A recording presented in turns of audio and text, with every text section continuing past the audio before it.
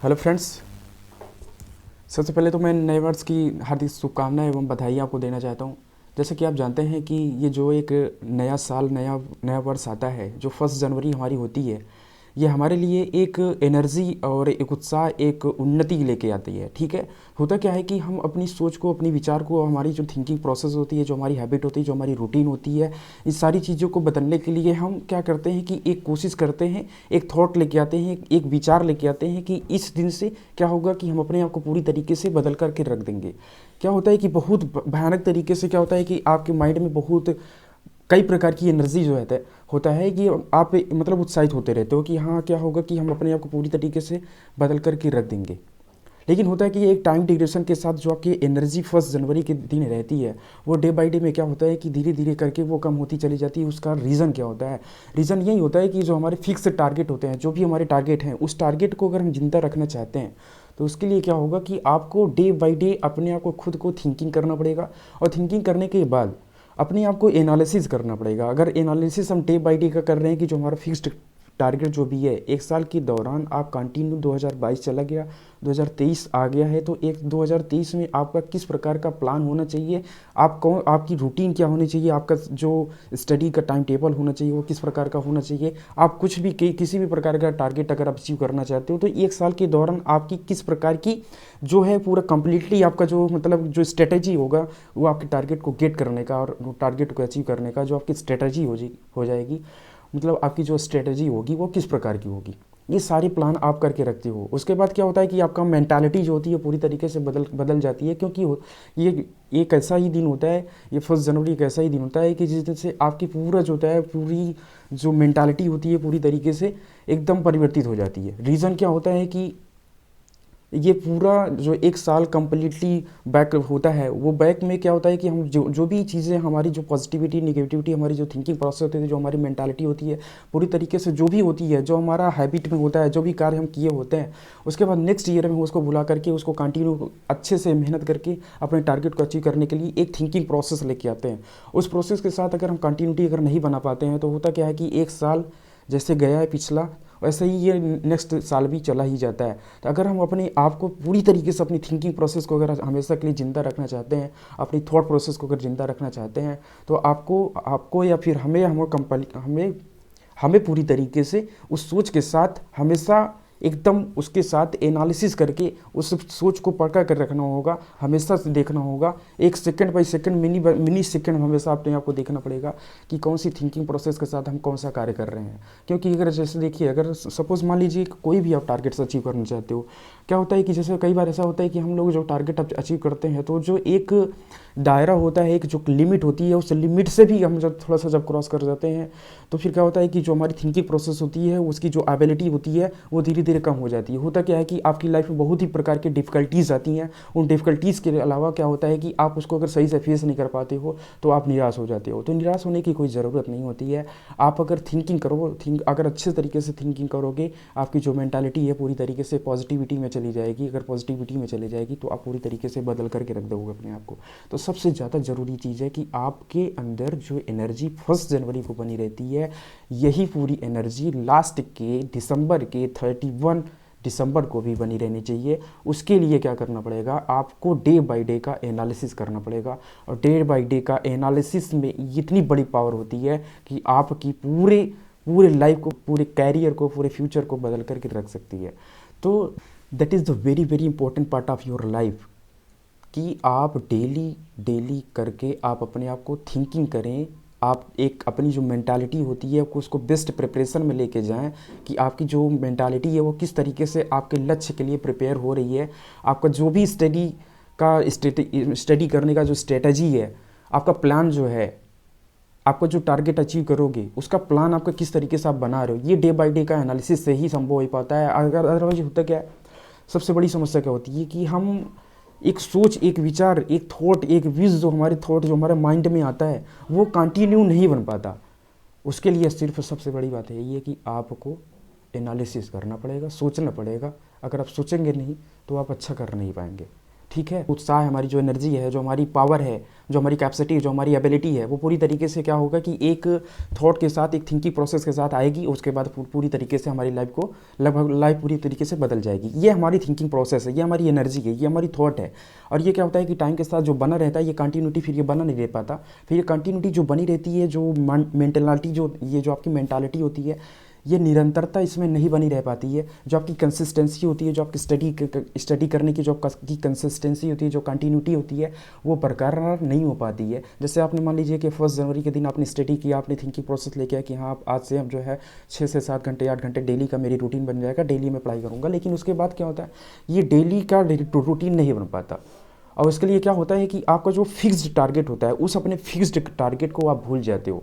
अगर आपने जो भी टारगेट बनाया है लाइफ में, कोई भी करियर का आपका जो भी टारगेट है, अगर आप उसको भूल जाते हो, उसको पूरी तरीके से मिस कर देते हो, तब वही टाइम होता है कि आप अपने टाइम को वेस्ट करने लग जाते हो। और समय एक ऐसी चीज़ होती है कि वो समय दोबारा कभी आती नहीं है। और समय ही एक ऐसी चीज़ होती है जो कि अगर समय को आपने अगर वेस्ट किया तो समय ने आपको पूरी तरीके से वेस्ट करके रख देगा।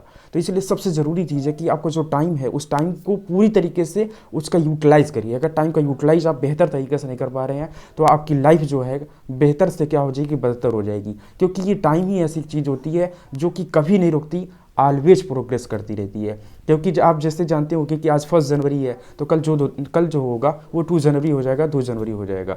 आप जानते हैं अच्छे तरीके से। तो ये सबसे ज़्यादा ज़रूरी है, क्योंकि टाइम को आप रोक नहीं सकते हो। दुनिया की हर एक चीज़ को आप कंट्रोल कर सकते हो, हर एक चीज़ को आप रोक सकते हो, लेकिन टाइम एक ऐसी चीज़ है जिसको आप रोक कभी नहीं सकते। इसलिए टाइम के साथ आपको चलना होगा, और टाइम के साथ अगर चलेंगे तो एक टाइम ऐसा आएगा कि आपका टाइम पूरी तरीके से बदल जाएगा। इसलिए ज़रूरी है कि टाइम के साथ चलिए, टाइम को वेस्ट न करिए। जो भी आपको लाइफ में करना है, जो भी आपका टारगेट है, जो भी आपके अचीवमेंट है, जो भी आपका थिंकिंग प्रोसेस है, जो भी आपकी मेंटालिटी में आता है, सारी चीज़ों को बदलने के लिए एक थिंकिंग प्रोसेस लेके आइए। एक टाइम ऐसा आएगा कि पूरा टाइम आपको बदल जाएगा। इसलिए ज़रूरी है कि आप जो अपने फिक्स्ड टारगेट के लिए टाइम को वेस्ट न करिए।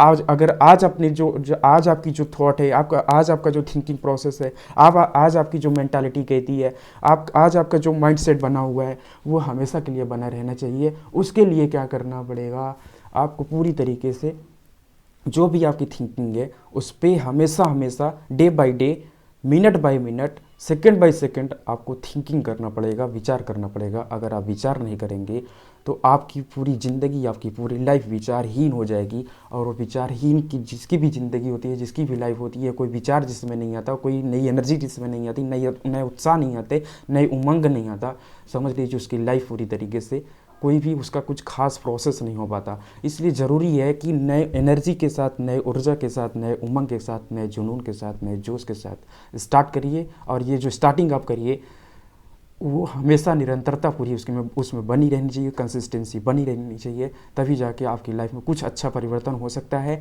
अगर लाइफ में एक परिवर्तन करना है तो जोश, जज्बा और जुनून को बरकरार रखना पड़ेगा। और आप ये भी जानते हैं कि भीड़ हमेशा उसी रास्ते पर चलती है जो रास्ता आसान होता है। इसलिए आपको उस रास्ते पर नहीं चलना है जिस रास्ते पर भीड़ चलती है, क्योंकि भीड़ हमेशा सही रास्ते पर नहीं चलती है। क्योंकि रास्ता जिस रास्ते पर वो चल रही है, वो रास्ता एकदम क्लियर कैसा हो सकता है कि वो रास्ता ईजी ही हो सकता है। क्योंकि होता क्या है कि आपको जो भी भीड़ चलती हुई दिखाई देती है, जिस भी रास्ते पे भीड़ चलती है, वो रास्ता इजी ही होता है। अगर वो इजी है तो वो आपका यूनिक नहीं होगा। और आपकी जो मेंटालिटी है, आपकी जो बॉडी पर्सनालिटी है, वो आपकी जो पूरी थिंकिंग प्रोसेस है वो एकदम यूनिक है। आप अपने आप खुद यूनिक हो, तो आपको अपना खुद का अपना अलग से रास्ता बनाना पड़ेगा, उस पर चलना पड़ेगा। आप अच्छे तरीके से जानते हैं इसको। और ये भी जानते हैं कि अब जो परिस्थितियाँ होती हैं, जो हमारी सिचुएशन होती है, वो हमारे लिए कभी भी समस्या नहीं बन सकती हैं। समस्याएँ हमारे लिए तभी बनती हैं जब उन परिस्थितियों से हमें निपटना नहीं आता। जैसे नदी में गिरने से किसी की जान नहीं जाती, जान उसकी तभी जाती है जब उसे तैरना नहीं आता।